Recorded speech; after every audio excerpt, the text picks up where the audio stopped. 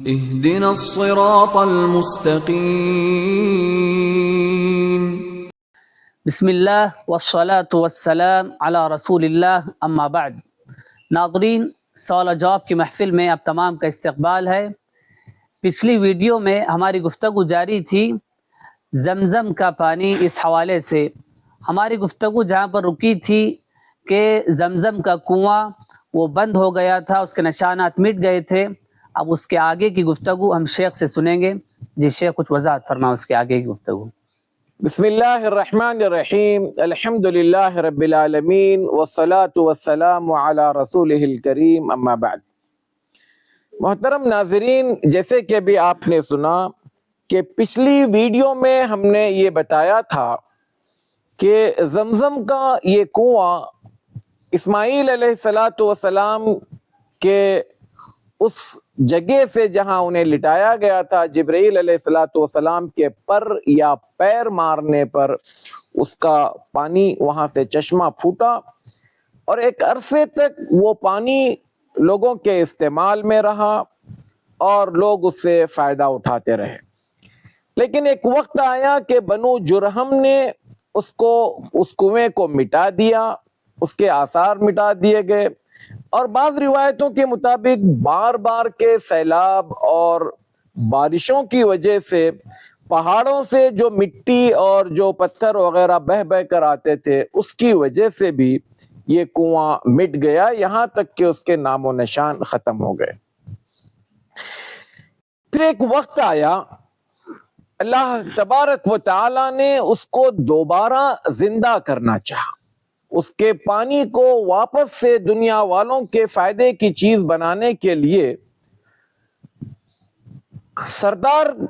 سرداران قریش میں عبد المطلب کا ایک بڑا نام تھا، اور قریش کے لوگوں نے حاجیوں کے لیے یا جو لوگ کعبۃ اللہ کی زیارت کے لیے آتے تھے، طواف کے لیے آتے تھے، ان کے کام بانٹ رکھے تھے۔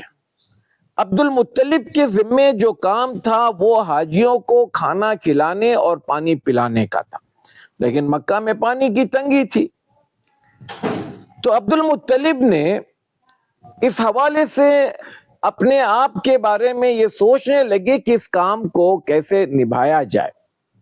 ایک رات وہ حتیم میں سوئے ہوئے تھے، انہیں خواب میں یہ بات کسی بندے نے آ کر کہا کہ عبد المطلب طیبہ کھودو۔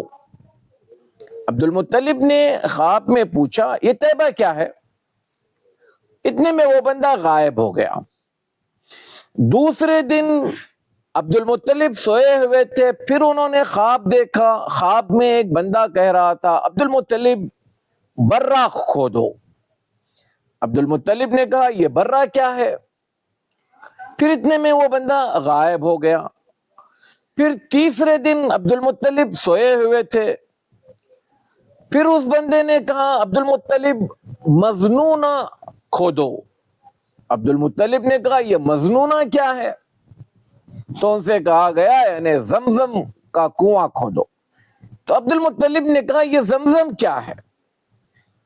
تو پھر عبد المطلب کو بتایا گیا کہ دیکھو وہ جگہ کھودو جہاں پر ایک کوا جس کے پر کے کچھ حصے میں سفیدی ہوتی ہے، یہ سفیدی کا کلر جس کوے کے اندر ہوتا ہے، وہ کوا جس جگہ آ کر بیٹھتا ہے، خون اور گوبر کی جگہ پر آ کر جہاں چونچ مارتا ہے، وہاں پر تم کنواں کھودو۔ اصل میں جو لوگ حرم میں قربانی کے لیے قربانیاں لے کر آتے تھے، کعبۃ اللہ کے لیے یا اپنے دیوی دیوتاؤں کے لیے یا جس کسی کے لیے بھی مکہ میں یہ شرکیہ خرافات چیزیں پائی جاتی تھی، تو ایک خاص جگہ تھی جہاں پر وہ اپنے جانوروں کو لا کر قربان کیا کرتے تھے، اور اس قربان کی جگہ پر گوبر اور خون کے اثرات ہمیشہ رہتے تھے، کتنا بھی صاف کرو تو وہ کچھ نہ کچھ اثرات باقی رہتے تھے، اور اس جگہ پر آ کر کوے جو ہے ٹھونگ مارا کرتے تھے۔ تو عبد المطلب کو یہ بات جب خواب میں بتائی گئی کہ جس جگہ یہ تھوڑا سا سفید رنگ والے کوے ٹھونگ مارتے ہیں اس جگہ پر کنواں کھودو، تو عبد المطلب نے اپنے بیٹے حارث کو لیا۔ اچھا، یہ اس زمانے کی بات ہے جب عبد المطلب کا ابھی ایک ہی بیٹا تھا حارث، باقی جتنے دوسرے بیٹے تھے ابو طالب، حمزہ، عباس، عبداللہ، یہ سب ابھی کوئی پیدا نہیں ہوئے تھے۔ حارث نام کا جو ان کا بیٹا تھا، اپنے اس بیٹے کو لیا، کدال لیا اور آ کر اس جگہ کھدائی کرنے لگے، اور کھدائی کرتے کرتے اتفاق سے انہیں وہ آثار نظر آئے جو ایک کنویں کے معلوم پڑتے ہیں کہ یہ کنواں تھا کسی جگہ پر۔ عبد المطلب نے زور سے تکبیر کہی، اللہ اکبر۔ لوگوں نے کہا کیا ہوا؟ کہا کہ مجھے کنویں کے آثار مل گئے ہیں۔ اب لوگوں نے کہا کہ دیکھو، یہ کنویں میں جہاں تم ایک مالکانہ حیثیت رکھتے ہو، ہم بھی چونکہ قریش ہیں، سردار ہیں، ہماری بھی اپنی اس کی اندر جو ہے کچھ نہ کچھ ملکیت رکھو، ہم بھی اس کے جو ہے تمہارے اس شرف میں ہم بھی شریک ہوں گے۔ عبد المطلب نے کہا کہ نہیں بھائی، یہ چیز کو میں نے کھوجا ہے، مجھے خواب میں بتایا گیا ہے، اور میرے ذمے حاجیوں کو کھلانے پلانے کی ذمہ داری دی گئی ہے، تو لہٰذا میں اس شرف کو اپنے پاس ہی رکھوں گا اور کسی کو نہیں دوں گا۔ اور اس کے ساتھ ساتھ عبد المطلب نے ایک اگلی بات بھی کہی کہ تم دیکھو، اس میں میرا ہی حق ہے، اس بارے میں تم جس سے فیصلہ کروانا ہے فیصلہ کرواؤ۔ تو لوگوں نے کہا کہ چلو، بنی سعد ایک جگہ ہے، بنی سعد کے یہاں ایک کاہنہ رہتی ہے، فال دیکھنے والی، مستقبل کا حال بتانے کے دعوے کرنے والی ایک خاتون تھی۔ تو لوگوں نے کہا چلو اس کو جا کر ہم فیصل بناتے ہیں، جج بناتے ہیں، وہ جو فیصلہ کرے گی ہم اس کو مان لیں گے۔ عبد المطلب نے کہا چلو ٹھیک ہے، چلتے ہیں۔ یہ لوگ گئے۔ جب یہ لوگ گئے تو بیچ راستے میں ان کا پانی پوری طرح سے ختم ہو گیا، یہ لوگ پیاس سے قریب تھا کہ مر جاتے۔ جس جگہ ڈیرا ڈالے ہوئے تھے، یہ جگہ انہوں نے اپنا قافلہ روکے رکھا تھا، اس جگہ پانی کی اتنی شدت سے انہیں تکلیف ہونے لگی۔ تو عبد المطلب نے کہا کہ بھئی اس طرح سے بیٹھیں گے تو ہمیں کچھ نہیں ملنے والا، چلو چلتے ہیں، جا کر پانی تلاش کریں گے، ورنہ اس طرح سے بیٹھنا یہ تو نکموں کا کام ہے۔ اور عبد المطلب لوگوں کو بھی قائل کرائے کہ چلو چلتے ہیں، کچھ ہلچل کریں گے تو ہمیں پانی پینے کو ملے گا۔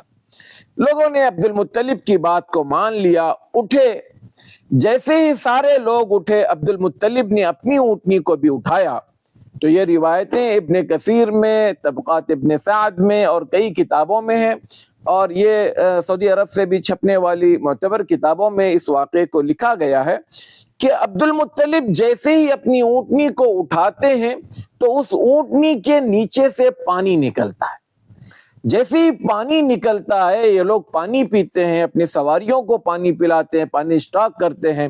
اور جو دوسرے لوگ تھے انہوں نے اس بات کو عبد المطلب کے سامنے بیان کیا کہ عبد المطلب، اب ہمیں کہیں جانے کی ضرورت نہیں ہے، یہ واقعہ یعنی تمہاری اونٹنی کے نیچے سے پانی نکل آنا، یہ اس بات کا خود فیصلہ کرتا ہے کہ اللہ تعالیٰ نے تمہارے ساتھ ایک خاص معاملہ کیا ہے، لہٰذا اب تم اس کنویں کے اکیلے مالک ہو، تم اس کے تصرف کرنے والے اکیلے انسان ہو، ہمیں اس میں کوئی شراکت نہیں چاہیے۔ تو اس طرح سے اب عبد المطلب اور بنو عبد المطلب اس کنویں کے اختیارات اپنے پاس رکھتے ہیں، اور وہ کنواں اب اس کے بعد جب بعد میں عبد المطلب کے خاندان والوں کے ہاتھ آتا ہے، اور وہی حاجیوں کو وہاں سے پانی پلاتے تھے اور حاجیوں کو وہاں سے پانی دیتے تھے جو بھر بھر کر لے جایا جاتا تھا۔ اس زمزم کے علماء نے کئی ایک نام بتائے ہیں، اور عربوں کی یہ عادت تھی جو چیز جتنی زیادہ ان کے نزدیک اہم ہوتی اس کے اتنے زیادہ نام رکھے جاتے تھے۔ تو اب زمزم کے بھی بعض لوگوں نے تو 60 سے زیادہ نام بتائے، ہم بہرحال 60 کے نہیں، کچھ ایک نام بتاتے ہیں۔ ایک تو زمزم ہے جو حضرت ہاجر نے خود کہا تھا کہ زمزم، تو اس معنی میں یہ نام اس کا رکھا گیا ہے۔ اس کے علاوہ اس کا نام شبعہ ہے، برہ ہے، طیبہ ہے، مظنونہ ہے، بشرا ہے، عونا ہے، صافیہ ہے، شراب الابرار ہے، الروا ہے، رکضۃ جبرائیل ہے، حمزۃ جبرائیل ہے، حزمۃ جبرائیل ہے، شفاء سقم ہے، طعام طعم ہے، تو یہ اور حفیرۃ عبد المطلب ہے. تو اس طرح کے زمزم کے کئی نام بتائے جاتے ہیں. اس زمزم کے پانی کی فضیلت کیا ہے؟ حضرت عبداللہ ابن عباس رضی اللہ تعالیٰ عنہ فرماتے ہیں کہ اللہ کے رسول صلی اللہ علیہ وسلم نے فرمایا خیر ماء علی وجہ الارض ماء زمزم، اس پوری دھرتی پر سب سے بہترین پانی اگر کوئی ہے تو وہ زمزم کا پانی ہے. اور اللہ کے رسول صلی اللہ علیہ وسلم نے اس کی دو خصوصیات بتائی، فرمایا فیہ طعام من الطعم، یعنی یہ بھوکے انسان کے لیے خوراک کا کام کرتی ہے، یعنی یہ ایک طرح کی خوراک ہے، کھانا ہے. وشفاء من السقم، اور بیماریوں کا اس میں علاج ہے. پانی ہے تو اس کا مطلب پیاس بجھانے کی چیز تو وہ ہے ہی ہے، لیکن اس کے علاوہ اس پانی کے یعنی پیاس بجھانے کی جو اس کی تاثیر ہے، اس کے علاوہ یہ دو تاثیریں اللہ کے رسول صلی اللہ علیہ وسلم نے فرمائی. اور ساتھ ہی ساتھ فرمایا انہا مبارکتن، یہ پانی بڑا بابرکت ہے. اور اللہ کے رسول صلی اللہ علیہ وسلم نے اس کی فضیلت میں فرمایا ماء زمزم لما شرب لہ، جس نیت سے، جس ارادے سے بندہ اس پانی کو پیے گا، اللہ تبارک و تعالی اس کی اس خواہش کو، اس تمنا کو، اس ارادے کو پورا کرے گا. لہذا اس زمزم کے پانی کے پینے کے وقت میں بندے کو دنیا اور آخرت کی ہر طرح کی بھلائیاں اور کامیابیاں مانگنی چاہیے، اس کی نیت کر لینی چاہیے. اس زمزم کے حوالے سے ایک اور حدیث آتی ہے، اگرچہ کہ بعض علماء نے اس پر کلام کیا ہے، لیکن بعض لوگوں نے اس کو صحیح بھی قرار دیا ہے. وہ یہ ہے کہ ان آیت ما بیننا وبین المنافقین انہم لا یتدلعون من ماء زمزم، ہمارے درمیان اور منافقین کے درمیان فرق یہ ہے کہ منافقین اس پانی کو سیراب ہو کر نہیں پیتے، پیٹ بھر کر نہیں پی سکتے. حتیٰ یتدلع کا مطلب اتڑیوں میں پانی جمع ہونا، یعنی آدمی کو محسوس ہونا کہ میں نے اتنا پانی پیا ہے کہ وہ پانی جو ہے اتڑیوں میں بھر گیا ہے. تو اس حوالے سے علامہ ابن العثیمین رحمۃ اللہ علیہ فرماتے ہیں یہ بات اس لیے کہی گئی ہے کہ زمزم کے پانی کے اندر کوئی مٹھاس نہیں ہے، زمزم کا پانی میٹھا نہیں ہے، اس کے اندر تھوڑی سی نمکینی ہے. اور عام طور پر آدمی کو اس طرح کا پانی دیا جائے تو وہ آدمی تھوڑا سا پی کر اپنا حلق گیلا کر لے گا، یا تھوڑی سا پی کر اپنی پیاس بجھانے کی کوشش کرے گا، سیراب ہو کر نہیں پیے گا، سوائے اس کے کہ اس کے پیچھے کوئی ایمان ہو، کوئی عقیدہ ہو، اس کے پیچھے اللہ کے رسول صلی اللہ علیہ وسلم کی کوئی ترغیب ہوگی، تبھی وہ بندہ اس کو سیراب ہو کر پیے گا. لہٰذا ایک مومن کو چاہیے کہ اس پانی کو سیراب ہو کر پیتے رہے. جب بھی پانی پیے زمزم کا سیراب ہو کر پیے. خاص کر جو لوگ حج پر اور عمرے پر جاتے ہیں، بجائے اس کے کہ باہر کی بوتلیں خرید کر پانی پیے، اس سے بہتر ہے کہ زمزم کا کثرت سے استعمال کیا جائے. یہ زمزم اتنا مبارک ہے کہ علامہ ابن حجر العسقلانی رحمۃ اللہ علیہ لکھتے ہیں فتح الباری میں کہ اللہ کے رسول صلی اللہ علیہ وسلم کے دل کو 4 مرتبہ دھویا گیا ہے. ان 4 مرتبہ جو پانی دل کو دھویا گیا، ان میں سے 2 مرتبہ باقاعدہ اس کی صراحت ہے کہ وہ 2 مرتبہ آپ کے دل کو زمزم سے دھویا گیا. بعض لوگوں نے لکھا ہے کہ 4 مرتبہ زمزم سے دھویا گیا ہے، لیکن صراحت کے ساتھ جس جگہ بات آئی ہے ان میں سے 2 جگہ کیا ہے. 4 مرتبہ جو آپ صلی اللہ علیہ وسلم کے سینے کو چیر کر دل دھویا گیا ہے، ان میں سے جب آپ ایک یہ ہے جب آپ بنو سعد میں تھے، یعنی حلیمہ سعدیہ کے یہاں تھے، آپ کی عمر قریب 4 سال کی تھی، تب آپ کے سینے کو چاک کیا گیا، دل کو نکال کر آپ کے دل کو زمزم سے دھویا گیا. دوسرا، جب آپ 10 سال کی عمر کے تھے تب بھی آپ کے دل کو دھویا گیا، لیکن اس واقعے میں صراحت نہیں ہے کہ وہ پانی زمزم تھا یا کوئی دوسری اور چیز۔ تیسری چیز، جب آپ نبی بنائے جا رہے تھے تب بھی آپ کے دل کو دھویا گیا، یہاں پر بھی صراحت نہیں ہے کہ آیا وہ عام پانی تھا یا زمزم تھا۔ البتہ چوتھی چیز، جب آپ کو معراج پر لے جایا جا رہا تھا تب بھی آپ کے دل کو زمزم سے دھویا گیا۔ اچھا، یہ زمزم کا پانی آتا کہاں سے ہے؟ اس بارے میں جو تحقیق ہوئی ہے، خاص کر ابھی سعودی حکومت کے زمانے میں بھی جب نیچے اچھا خاصا کھودا گیا تھا تب جو ہے یہ بات تحقیق میں آئی، اور اس سے پہلے بھی علماء نے لکھا ہے اس کا جو جھرنا ہے، پانی آنے کی جو جگہ ہے، صفا، مروہ اور کعبۃ اللہ کے نیچے سے، یہ 3 جگہوں سے وہ پانی وہاں پر جمع ہوتا ہے۔ زمزم کا پانی روزانہ یا منٹ کے اعتبار سے جو اندازہ کیا گیا ہے وہ یہ کہ قریب عام دنوں میں یہ پانی 12 سے 18 لیٹر پر سیکنڈ آتا ہے۔ 1 سیکنڈ میں یہ پانی کے نکلنے کا، یعنی جو مشینری موٹر لگائے ہوئے ہیں، یہ موٹریں بھی کوئی چھوٹی موٹی نہیں، 50 HP کی موٹریں ہیں، یعنی 50 ہمارے پاس گھروں میں آدھے انچ کی ہوتی ہے یا آدھا ہارس پاور کی ہوتی ہے، تو یہ 50 ہارس پاور کی جو مشین موٹریں ہیں، اس کے بارے میں آتا ہے کہ عام دنوں میں یہ تقریباً 12 لیٹر سے لے کر 18 لیٹر تک اس کا پانی کھینچا جاتا ہے۔ حج کے دنوں میں یا رمضان وغیرہ میں جب پانی کی زیادہ ضرورت ہوتی ہے تو پھر یہ مقدار بڑھائی بھی جاتی ہے۔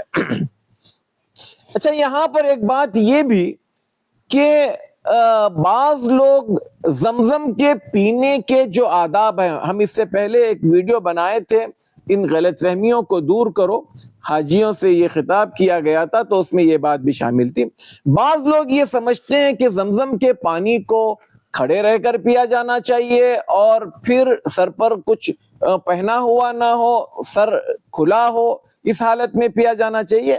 یہ اس کی کوئی صراحت نہیں ہے۔ ہاں، اللہ کے رسول صلی اللہ علیہ وسلم نے حجۃ الوداع کے موقع پر جب زمزم کے کنویں کے پاس گئے تو وہاں پر آپ صلی اللہ علیہ وسلم نے عباس یا ان کے بیٹے حضرت عبداللہ عباس وغیرہ یہ جو پانی پلا رہے تھے، تو آپ بھی وہاں پر گئے، پانی لیا، لیکن وہاں پر جگہ ایسی تھی کہ پانی گر کر کیچڑ کی شکل بن گئی تھی، بیٹھنا کی مناسب جگہ نہیں تھی، تو آپ صلی اللہ علیہ وسلم چونکہ حالت احرام میں تھے، اور دوسری چیز یہ کہ وہاں پر پانی بیٹھنے کی مناسب جگہ نہیں تھی، تو آپ نے کھڑے ہو کر پیا۔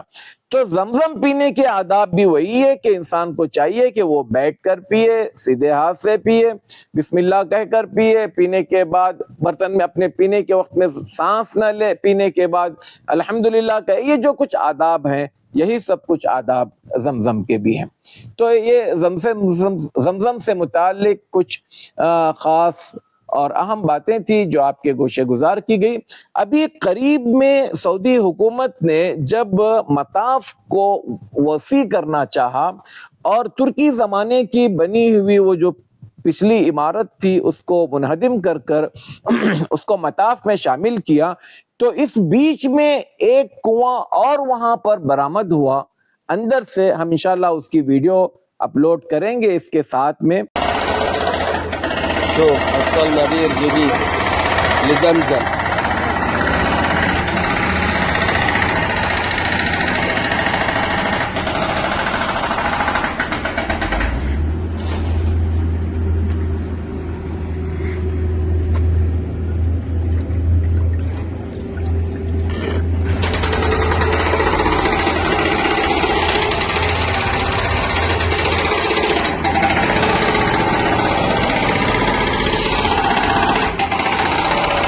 هذا بئر جديد دوبا نشارب منه. کہ وہاں کا جو لیبر کام کرنے والے لوگ تھے وہ پی کر بتا رہا ہے کہ اس ویڈیو میں کہ یہ زمزم کا ہی پانی ہے۔ تو مطلب اب اس کی یہ زمزم کا کنواں کیسے کیا دریافت ہوا، نیا ہے، جبکہ ابھی صاف نظر آ رہا ہے کہ وہ استعمال میں نہیں ہے اور بالکل لبالب بھرا ہوا ہے. اور اندازہ کیجئے آج بھی زمزم کا کنواں حرم کے اندر مطاف کے نیچے ہے, کتنی اس کے لیے تنگ جگہ ہے, لیکن اس کے باوجود اتنا زیادہ مقدار میں پانی کا نکلنا کسی ایک معجزہ ہے. اور یقیناً یہ ایک معجزہ ہے. 5000 سال پہلے شروع ہونے والا کنواں آج بھی اپنے جو اس کے ذخائر ہیں, اس کے اندر کی جو مقدار ہے وہ بڑھتی جا رہی ہے. لاکھوں لیٹر لوگ پیتے ہیں, لاکھوں لیٹر لوگ لے جاتے ہیں. مسجد نبوی میں 24 گھنٹے وہ پانی موجود ہے, مسجد حرام میں وہ پانی 24 گھنٹے موجود ہے. اور پھر خریدنے والوں کے لیے باقاعدہ قدئی میں کنگ عبداللہ کے نام سے ایک سبیل بنائی گئی ہے جو 10-10 لیٹر کے پانی جو ہے اس وہاں پر فروخت ہوتے ہیں.